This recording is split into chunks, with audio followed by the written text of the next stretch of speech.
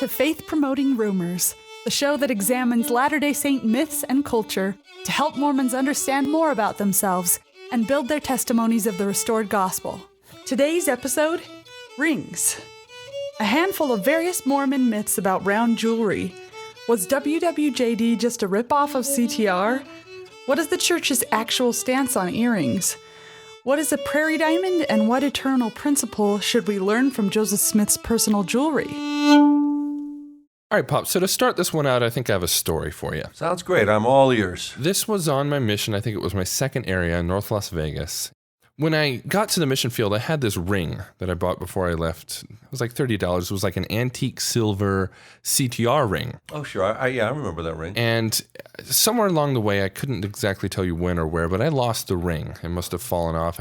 Maybe I took it off and it dropped in my pocket or something like that. But it was gone. It was fine, whatever. Not that big of a deal. A few weeks later, probably 6 weeks later, we're out in this area, this trailer park, and we meet this guy. And he's got a hoe or a rake or something. He's tending to his chili pepper garden. Okay. So we stop and we say, "Hola, how are you? You know, what are you doing there? Would you like to talk to us about our church?" And we do the whole missionary spiel. Right. So he kind of leaned up against his rake, and I could see on his finger exactly the same ring that I had lost. No way. Is that right? They stole it from us. My precious. Okay, well, this guy, he was not LDS, right? No, he had no idea who we were. Oh, okay. I don't think he'd even been in the country that long. Okay. And so I said, "That's a very interesting ring. Where did you get it?" And he said, "Well, I found it on the street somewhere in the gutter." I'm like, "Oh, okay." Well, I didn't have the heart to tell him that it was my ring and demand it back, but we did ask if he wanted to learn more. So we set up an appointment for a day or two in the future. So when we show up the next time, he's there and he's got his ring on. He's got his friend, Guadalupe, a man named Guadalupe, which I know is generally a woman's name. But so we were sitting there in basically the middle of his little pepper patch. Okay. And when we get to the part where one of us recites the quote from Joseph Smith history about the first vision, Vi una columna de luz más brillante que el sol directamente arriba de mi cabeza. this man, he was mildly interested, but he didn't have, he wasn't responding like a golden investigator might. But his friend Guadalupe, he was in this plastic lawn chair and he was like shifting around. It looked like he was itchy, but he wasn't itchy. He was just really uncomfortable with the way the spirit, it was beautiful. He had this tree and the beams of light were coming down. This is during the Joseph Smith story, the first vision story. Yeah, my companion has a better command of the language, and so he was reciting the story, and his pacing was beautiful. It was just the most amazing spiritual experience. And this man, Guadalupe, he clearly had never felt this kind of thing before, and he didn't know what to do with his body. I mean, he was just pouring tears, and he was just like, wow. It was crazy, and unfortunately, he was just visiting from California, and so we weren't able to teach him any further. But it was one of the craziest experiences, and it all came from this ring that we happened to find, and it was a conversation starter. That is awesome. I never got the ring back. I just let him have it, but I did explain what it was and what it meant to us Mormons. Well, that is an amazing story. So the CTR ring that you lost turned out to be maybe the catalyst, if you will, of one of the best spiritual experiences of this guy's life. Yeah, and I don't know what happened to Guadalupe. Maybe he joined the church, maybe he didn't, but, it was one of those things that still sticks with me to this day. Well, if he did join the church, let's hope that he has a CTR ring. Yeah. Right. Let's talk a little bit about the history, of where did the CTR ring come from? I think a lot of us today think they've always been around. Right. But actually, they weren't really around until the year 1970. And it was started by a group of 8 women in Salt Lake City who felt like, again, this is 1969, 1968, right? It's the summer of love. It's the hippie movement, drugs, free love, all this kind of influences going on, blatant disobedience of authority and parents, and people burning their draft cards and whatever. So they felt like they needed a symbol, if you will, something that children could wear that would be a constant reminder of choosing the right. Right. So they came up with this idea of a ring. And the symbolism of the ring is, pretty obvious. It's a shield, and of course that's supposed to shield you, a shield of righteousness, if you will. But this I didn't know until I looked at it. The color green has to do with the evergreen tree. And of course, an evergreen tree never changes color despite the changes of weather and all the environmental changes going on around it. It stays true to its color. So it became an official part of this 7- and 8-year-old class in 1970. It was originally designed just for that age group, but everybody liked it, and so it became ubiquitous everywhere. And of course, now you can spend thousands of dollars on diamond CTR rings if you want to.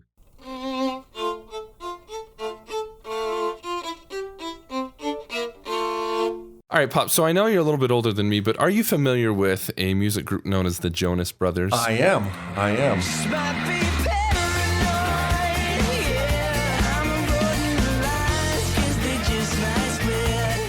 Neither you nor I are a preteen girl of 5 or 10 years ago. But the Jonas Brothers were one of these, boy bands, but it was different because their whole shtick was that they were pure, that they were a good example. They're good boys, right? Right. And so there was a rumor floating around that they were LDS and that they wore CTR rings. So you were the one who dug into all the websites to try to figure out this little bit of gossip here. But are the Jonas Brothers Mormon? No, they are not. Okay. They are Christian and very devout Christians, or at least they were brought up in one might call a fundamentalist household, a Christian fundamentalist household. Okay. And part of the fundamentalist teaching is very similar to Mormon teaching when it comes to chastity, which is no sex before marriage. End of story. Right. They did not wear a CTR ring. What they did wear was a purity ring. It signifies your values. Can you tell us what symbolically wearing the so-called purity ring means? Yeah, for us it means that we'll treat ladies with respect and I think just to be gentlemen and to do our best to make our mom proud. So they wore these on their concerts and their public events and that kind of thing. I think all of them, or at least most of them, have since taken off the ring because they have since broken that promise. Right. But not to their credit, not until they were almost 20 or in their 20s. Right. And, for pop stars to be able to be as chaste as they were for as long as they were, I got to hand it to them. They were pretty good. Now that you're married, I guess you don't have that purity ring, No, I just got this ring. It's a different thing, and now tattooed, and it's all good. So you're not a virgin. Yes, lots of sex. Yes. Okay, so Jonas Brothers wear CTR rings. Myth? Busted. The next thing I have that is slightly off topic, but it's somewhat related to CTR, is another set of letters, which is WWJD. Have you heard of this before? Yes, I have. What would Jesus do? WWJD. You'll often see Christian youth wearing bracelets with the letters WWJD. This is sort of a reminder of their faith and commitment to make righteous choices, similar to CTR rings, right? Yeah, exactly. While the phrase, what would Jesus do, has been around for centuries, the bracelets were only introduced in the 1990s. Right. I'm very familiar with them because kids my age at school would wear them. This was decades after the CTR ring trend was in full swing among the Latter-day Saint community, leading some Mormons to believe that the trend of WWJD was simply a ripoff of what the Latter-day Saints already had going on. Tell me about it, because I haven't done any research on this. Okay, so the slogan and the bracelets were introduced by a youth leader by the name of Janie Tinklenberg, who had read a book with What Would Jesus Do in the title, and she shared it with the kids that were at Calvary Reformed Church in Holland, Michigan. They decided that they wanted to make WWJD their motto. I have a quote here. It says, "We looked at t-shirts and hats, but this was the time when kids were making braid friendship bracelets with colored thread. So bracelets it had to be." So from the various accounts that I've been able to find, there's no indication that this Michigan youth group that came up with WWJD had even heard of CTR rings. We can put that myth to bed then. WWJD. Okay, John, there's been a more recent topic having to do with rings, and that's earrings. Okay, yeah, sure. You probably remember, gosh, how long has it been now since President Hinckley's talked about that? It's been a few years, right? 17 years. Has it been that long? Fact, Okay, yeah. In the current For Strength of Youth booklet, it says, "Do not disfigure yourself with tattoos or body piercings. Young women, if you desire to have your ears pierced, wear only one pair of earrings." Yeah, and the True to the Faith book says basically the same kind of stuff. Okay. This is a fairly new development in church standards. We did a little research and found out that as recently as 1974, there was no church position at all. The Ensign used to have this ongoing thing called Ask Me a Question. Ask Me a Question, yeah. Yeah, they don't do that anymore, but I wish they did. Because that was a really good one. The idea was that lay members of the church could mail in questions to the Ensign, and then general authorities or some other professor, somebody who knew what they were talking about, would give an authoritative answer to that question. So somebody asked about earrings and excessive piercings. That's how it came about. Right. And so Sister Marion C. Sharp, who at the time was the first counselor in the Relief Society General Presidency, said, quote, "The craze to pierce or not to pierce seems to occur and recur. I know of no pronouncement or stand that church authorities have made in this regard." So we see that at least in 1974, the church had nothing to say about it. It was just like, oh yeah, that's a fad. Some people like it, some people don't. It's whatever. Right. But by 2000, all that changed. With Gordon B. Hinckley, which is where we get our standards today. The First Presidency and Quorum of the 12 have declared that we discourage tattoos and also the piercing of the body for other than medical purposes. We do not, however, take any position on the minimal piercing of the ears by women for one pair of earrings. One pair. 6 months later, in April of 2001, M. Russell Ballard gave a talk. I know a 17-year-old who just prior to the prophet's talk had pierced her ears a second time. She came home from the fireside, took off the second set of earrings, and simply said to her parents, "If President Hinckley says we should only wear one set of earrings, that's good enough for me." I think it's important that people understand that obedience trumps fashion. Yeah, and I know there might be critics to that, like, just blindly following what the prophet says with no scriptural or spiritual backup. There is a discussion to be had there, but we also have lots of instances of people in Scripture, for example, just obeying because they're told to obey. Why did Nephi build a boat? Why did Adam start building an altar? He knows not, save he was commanded to. The Lord told him to, right.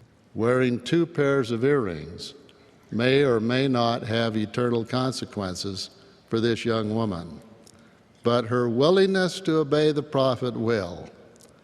And if she will obey him now on something relatively simple, how much easier will it be to follow him when greater issues are at stake?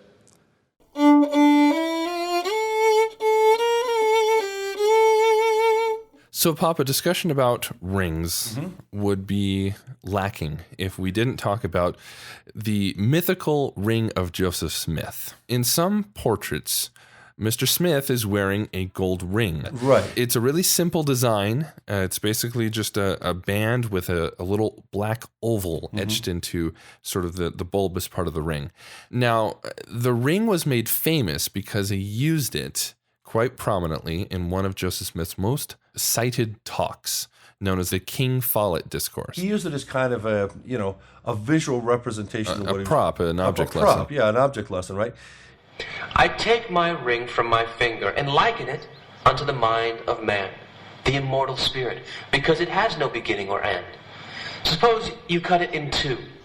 As the Lord lives, there would be a beginning and an end. So it is with man. Then he goes on to say that the ring itself serves as a symbol for Alpha and Omega, continuous beginning, simultaneous with perpetual ending, the illusion of mortality within a flawed, finite reality, in contrast with completeness, perfection, everlasting atonement. So he was trying to explain in as simple terms as possible this incredibly huge idea that we will live forever and eternally progress forever, and there'll be worlds without end and children without end and progression without end. Now, Pop, I've read some things. Tell me whether or not they're true, that this ring was a sort of talisman, a Jupiter, or a pagan symbolic thing? A pagan, satanic symbol. Again, a lot of critics of the church, anti-Mormons and whatnot, would like us to believe that Joseph Smith had this ring on his whole life, and it was actually what's called a Jupiter talisman, Jupiter being the god of all the gods. And there's a whole story behind that. But it wasn't. It wasn't that at all. And if people want to do research on what a Jupiter talisman is, it's interesting, but it has nothing to do with the ring that Joseph had. The other thing that they would talk about when they talked about his ring, typically at this time period in the 1830s, 1840s, people wore their wedding ring on their right hand, not their left hand like they do today. Yeah. But the idea was that Joseph Smith, when he was with one of his polygamous wives, would put the ring on his left hand, and when he was with Emma, he would have it on the right hand. Those are accounts from anti-Mormon sources. It ain't true. Also, it just occurs to me that this is a perfect time to bust a myth. You know why we wear our rings on the left hand, right? Supposedly, there's an artery or a blood vessel that goes straight from your left ring finger to the heart. Yeah, no, look, there's a blood vessel that goes from the heart to every inch of your body. That's true. Okay? You may not know this, Pop, but in certain academic circles, a big to-do is made about not the language of the gold plates, not the composition of the metal or how it was buried, but the way that the book was bound. Really? When you picture the gold plates, what do you see? Okay.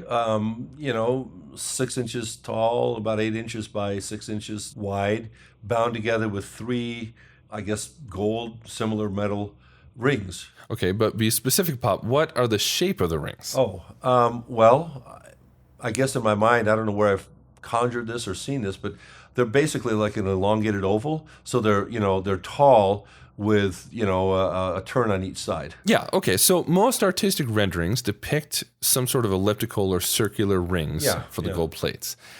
However, that ain't so. Oh, really? So we actually have some people who literally saw and handled the gold plates. They're known as the Witnesses of the Book of Mormon. You can read about them on about the 3rd or 4th page of your Book of Mormon, right? Right. Now, we have one, David Whitmer, who has a quote. He says, "They were fastened with rings thus," and then he actually literally drew a big, like a capital letter D. Today letter is letter D. We have more information about the size and the shape of the binding of the gold plates than the plates themselves. Is that right? So you might be thinking, okay, so what? Why is this a big deal? Well, it turns out the shape of the rings gives us some really fascinating insights. I read this article about a man named Warren Aston. Okay. He wrote this thing in 2010 for Meridian magazine about how one day he was visiting a local Office Max to buy some binders. He says, "Wandering the aisles of the store and examining my options, my attention was caught by a large sign claiming that binders using D-shaped rings offered up to 50% more storage capacity than a circular or oval shape." I think I remember seeing that too. So he saw the sign and he remembered reading somewhere about the description of the gold plates, and it dawned on him that perhaps there was a reason for this unusual shape. Interesting. Okay. Now, here's the thing. In the 19th century, 3-ring binders were not a thing. Right? Books were not bound with rings like that. They were, sewn together, glued together. So the first patent for a 3-ring binder like that wasn't until 1859. Okay. And D-shaped ring binders were not available until like a century after that. Really? But more recent archaeology has uncovered a number of terrific examples of ancient peoples preserving important writings by engraving them on metal and sometimes even gold plates. Okay. Not all of them were bound like Mormon's compilation, but some of them were, including a set of gold plates found in Bulgaria dating back to 600 BC. Interesting year. Can you guess how the rings that were used to bind it were shaped? That lovely letter gold D, D, D. So this is not a proof of the Book of Mormon. I think a lot of we might even have a whole episode on quote unquote proofs of the Book of Mormon, Right. but it's interesting detail It is. that shows that the idea of D-shaped ring binders were unknown to Americans in 1820. And yet this book was clearly described by witnesses as having D-shaped rings, and we've learned that you could put more plates on them, right? I thought that was rather fascinating. Something as simple and mundane as the binding rings of the gold plates. There are articles and studies, and you can look online about the D-shaped rings of the gold plates. I had no idea. There's a whole world I didn't know about. So, when was the last time you've been to Nauvoo, Pop? Oh, gosh. A couple of years at least. My favorite stop to go to Nauvoo was the blacksmith shop. Right. Everyone loves it there. You go there and they talk about making the wagon wheels, but then the blacksmith will talk about a certain type of ring known as the Prairie diamond. Right. And I'd like to describe here what a Prairie diamond is. This right here would be a Prairie diamond, and it originated as a Prairie diamond nail. And as you can see, the head looks like a diamond, and it was made by the Diamond Company. And I have a story relating to the Prairie diamond. Back in the day, in the 1840s, there were two young men who were interested in marrying a certain lady, a Mormon gal, and who had been proposed many times before, and yet she still wasn't married. These two wanted to propose to her, but the father said a stipulation was made that in order to marry my daughter, you had to have either or a diamond ring or a large dowry. And of course, back in those days, the young men didn't have a lot of money and nowhere and no place to buy a diamond ring. So one of the young men proposed that he would get on his horse and travel to California and seek out his fortune in the gold mines and search for gold. That was a dumb idea, everyone thought, and we never saw him again. The other boy said, well, let me go to my father who's a blacksmith, and he might have an idea how this can be done. And of course the father, being wise and all, had an idea. He took this, which is a Prairie diamond, and he rolled it into a ring and offered that as the diamond ring.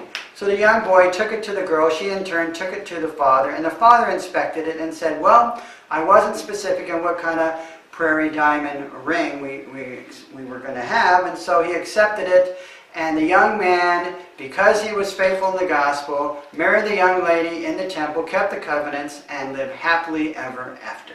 So it's a great story and one we've heard many times, and there's some variation, but there's a couple of obvious flaws to me in this story.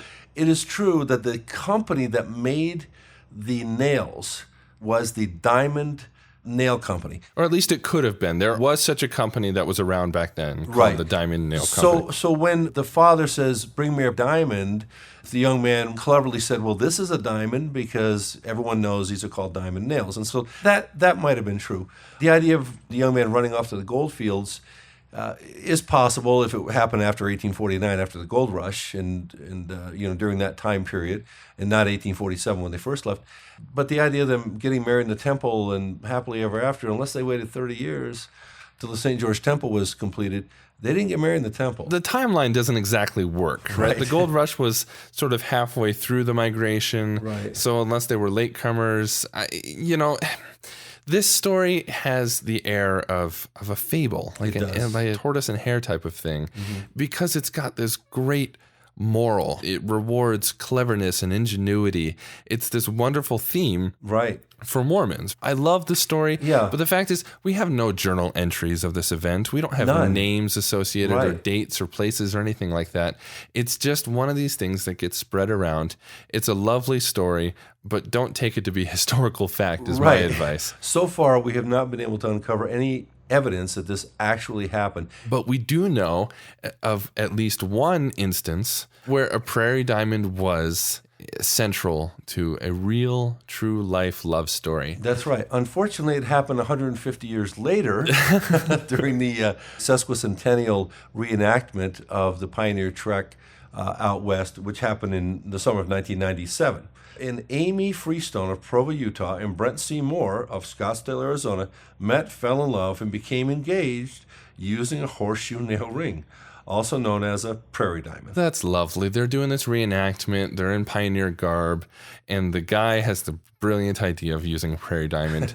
They got engaged. They got married. As far as I can tell, I tried looking them up. I tried getting in contact with them. I haven't gotten a response yet, but as far as I can tell, they're happily married. They're in California. They have children, and it's a lovely, happily ever after story. It is fun. It's a great story. And again, we don't mean to, by doing this or any other podcast where we sort of debunk some myths, we don't mean to ruin someone's feeling about their pioneer ancestors or about the Trek West or anything like that. But we're just trying to find the truth. And so far, we haven't been able to find out if this really happened when the real pioneers were coming west.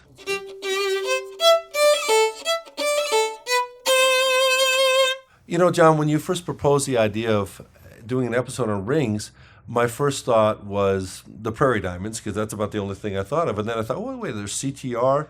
Now I've discovered there's some really cool things, you know, the earrings and Joseph Smith's ring. But the thing that I found most fascinating, actually, was about the D-shaped rings. And this was a kind of a fun episode for us to research, because we discovered things that we really didn't plan on discovering. It's all tied together loosely by a single word. I think maybe in the future we might do another episode. I have a couple of ideas where just little mini myths, mini stories that are loosely related like this might be kind of fun. Yep, sounds good. So we're planning on kind of shifting the release schedule for this podcast. Our thought is that we'll definitely have a podcast episode every other week. Okay, so from two weeks from now. But I may throw in some little extra bits in between, just to sort of tide you over until the main episode. This is going to be my opportunity to do sort of solo episodes. I might do interviews. I might just kind of play around with the format or deal with some topics that wouldn't really fit in with what we have in our little discussions every other week. Sure. That said, I do have an idea for what I want to talk about next week. Okay. And here's a little clip of a hint.